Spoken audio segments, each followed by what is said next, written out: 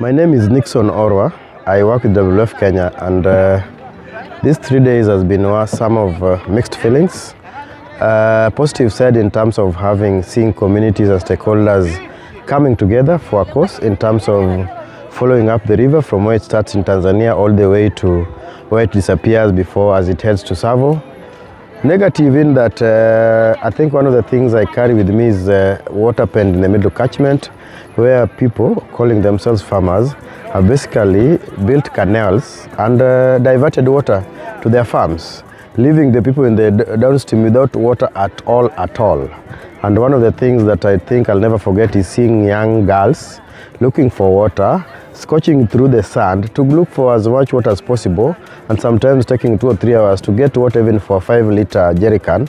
And yet there are people who have diverted water into their farms doing flood irrigation, which is not even sustainable, rather than doing, for example, drip irrigation, and asking people questions that nobody seems to have an answer. The rowers saying it's somebody else, the government seems to tell it's somebody else. So I think for me, it's an opportunity for us as stakeholders to come together and see what the problem is, and everybody to commit themselves. And especially for the government, they need to play their role, whether it's WRA, whether it's county governments, the national government. And for the CSOs, how do you bring them together? And even the other thing that I think we need to do is, this river is transboundary. How do we have a transboundary platform where Tanzanians, who seems to be doing better than us, can sit down with us and tell us how they have done it on their part in terms of the riparian protection, in terms of nurturing trees, and in terms of ensuring that the river is flowing, and us Kenyans sitting down and seeing where the rain has started beating us, so that we all can all come together and ensure that the river, as it moves from Tanzania, it flows all the way, at least 30% of it, to the ocean. Because as it is now, there are places where we are just walking through dry riverbeds, and I think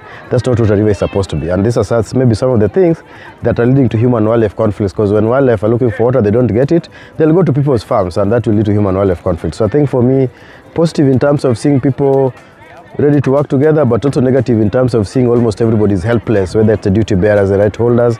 And this is an opportunity for us not to see it as a challenge, but an opportunity to bring people together so that we can find solutions together, so that the river can flow and people can benefit, and the nature can also benefit at the end of the day. Thank you.